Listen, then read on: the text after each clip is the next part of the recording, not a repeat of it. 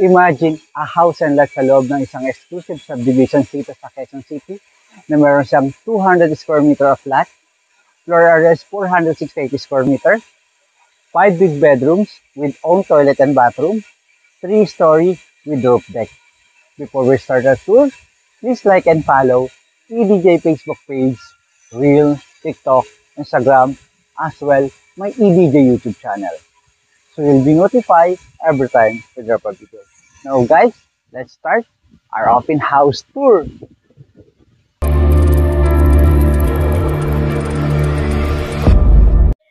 Mag-start po tayo ng open house tour natin dito sa labas ng house and lot.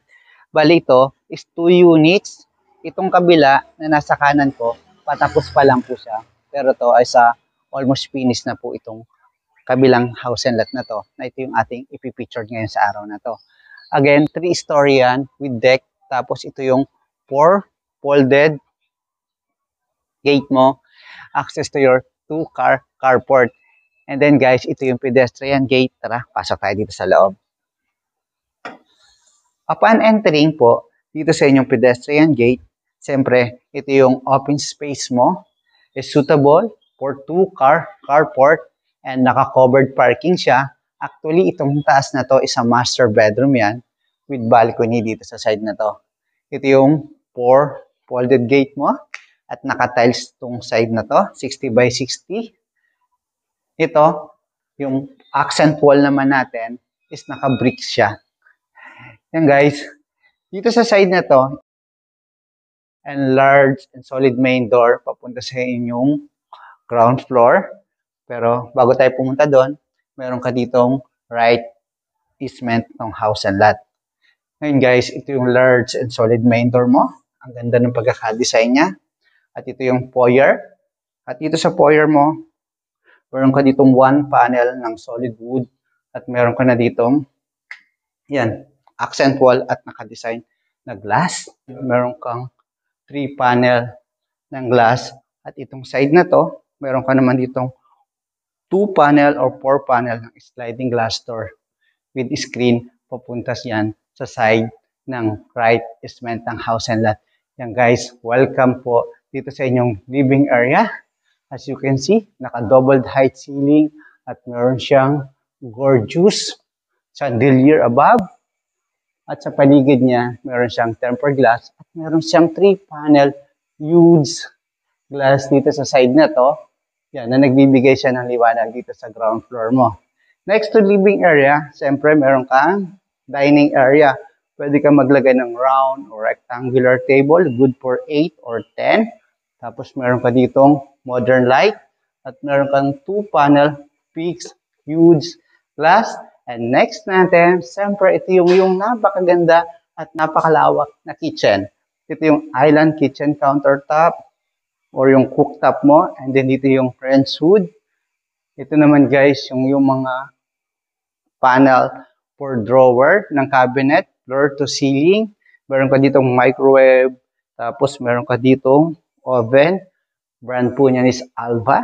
And next natin, ito yung 2-door refrigerator mo. At dito yung, meron ka ditong another drawer.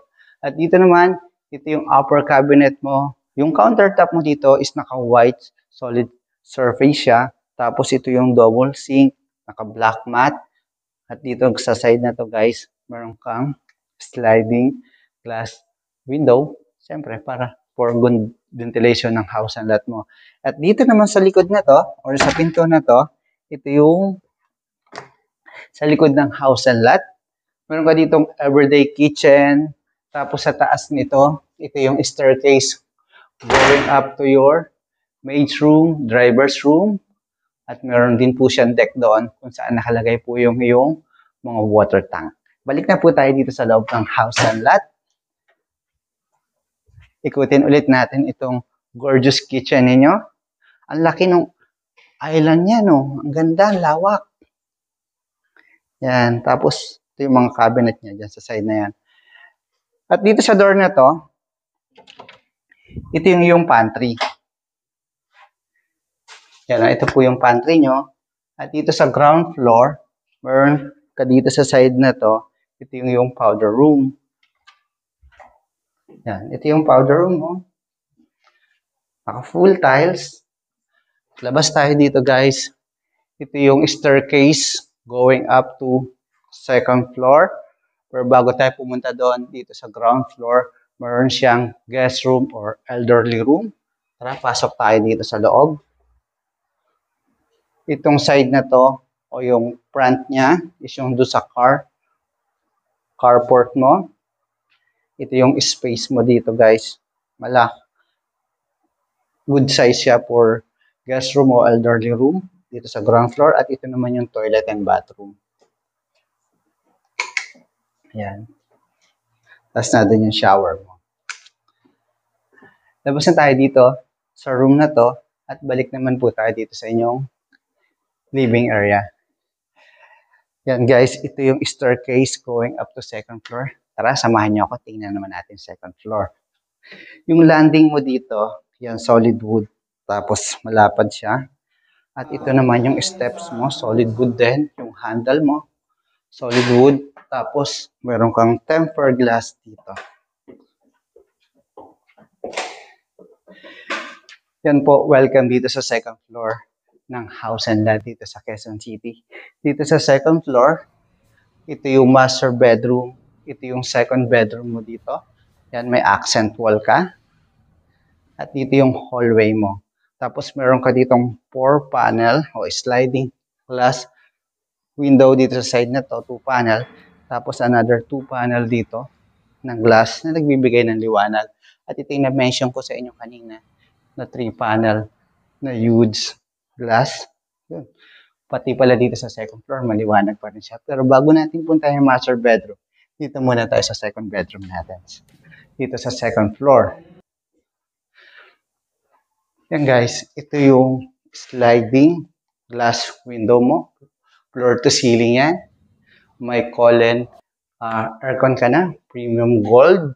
Actually, itong house and lot po isa semi-furnished pag dineliver po sa inyo. At ito yung makeup area or study area. Mayroon kang 2 panel dito ng wardrobe cabinet mo. And then, dito sa side na to, ito yung toilet and bathroom. Dito yung sa shower, sa toilet, at ito yung sink. At dito, meron ka ditong 3 panel cabinet floor to ceiling. Next natin is yung master bedroom. Pero bago tayo makarating sa master bedroom, meron kang hallway dito at ito madadaanan mo yung beautiful o huge chandelier mo. And guys, pasok tayo dito sa master bedroom ng house and lot. Pero bago ka pumunta sa master bedroom, dito sa section na to, meron ka ng mga open shelving dito sa side na to. At dito naman, ito yung toilet and bathroom. Ito yung 5 panel ng cabinet floor to ceiling high. Yung double sink mo. Naka full tiles, white, gold, and gray design. Tapos dito guys, yan, meron kang jacuzzi. Yes? Yes, jacuzzi, tama. Yan. Tapos ito yung shower mo. Bathtub. Yes, okay. Tapos ito naman yung American standard na toilet mo guys. Yan. Ito yung lawak and lapad ng toilet and bathroom mo dito sa master bedroom. So, labas tayo dito. Tapos next natin, yan. Ito yung magiging cabinet. Kita mo na yung design niya doon sa loob. Tapos ito na guys, yung lawak and lapad ng master bedroom mo. High ceiling, may mga modern light o pin light dyan sa side na yan. Both side, meron kang glass window. Siyempre, nagbibigay ng liwanag dito sa yung master bedroom. Tapos dito, may 3 panel ka na sliding glass. And mayroon ka dito huge glass na. Yan guys. Tapos dito naman sa pinto na to, mayroon ka ditong balcony. Yan. Ito yung balcony mo. Tapos may accent wall ka dito. Balikan tayo dito sa master bedroom. At labas tayo dito. Punta tayo sa hallway. Ito yung staircase going up to 3rd floor. Tara, samahan niyo ako. Ikutin naman natin ngayon yung 3rd floor ng house and lot. Bali dito po sa house and lot, meron po dito naka-install na CCTV. Bali, 6 channel of CCTV po ang naka-install dito. Sa carport, sa living area, at dun sa hallway po. Yan guys, ito yung pang 4th bedroom natin. Matatagpuan niyo po ito dito sa 3rd floor ng house and lot. Pero dito sa 3rd floor kasi, meron din ditong 2 bedrooms. Pero ito yung pang 4th bedroom natin. Okay? Yan guys, meron ka ulit ditong window o sliding door. Tapos ganito kalawak yung bedroom mo dito. Ito yung makeup area o study area mo. Tapos ito yung toilet and bathroom dito po. Yan. Ito yung mga closet mo dito. Tapos may open shelving ka. Ito yung toilet. Yung shower, naka full tiles. Tapos ito yung toilet mo dito, yung franchise faucet. Yan. Labas tayo dito. Punta tayo sa hallway. At isusunod naman po natin yung pang 5th bedroom dito sa house and lot. Way papunta sa 5th bedroom, pero bago tayo pumunta doon, siyempre meron ka ditong family area dito sa 3rd floor. Ito yung mga outlet mo, tapos na dito yung cool and aircon mo, and then ito yung 3 panel o 4 panel mo ng sliding glass window. Yan guys, ito na yung last bedroom natin na titingnan dito sa house and lot. Bali yung nasa ilalim nito o nasa baba niya, yun yung master bedroom na tinignan natin kanina. Dito sa side na to, ito yung pang makeup area o study area. Ito yung 3 panel mo ng cabinet.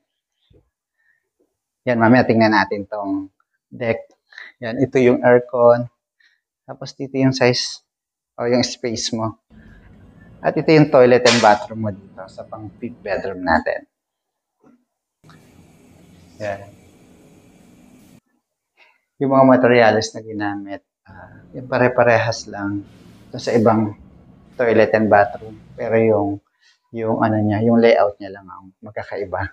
Tapos yung ginamit na tiles or yung flooring niya dito, kung hindi ako nagkakamali, engineer wood or bamboo, yung flooring niya dito sa baba. At yan, punta tayo dito sa labas, tingnan naman natin yung deck. Yan, imagine mo meron kang roof deck na ganito dito sa house and lot mo. Yan, maaliwalas yung simoy ng hangin. Greenery yung paligid dito.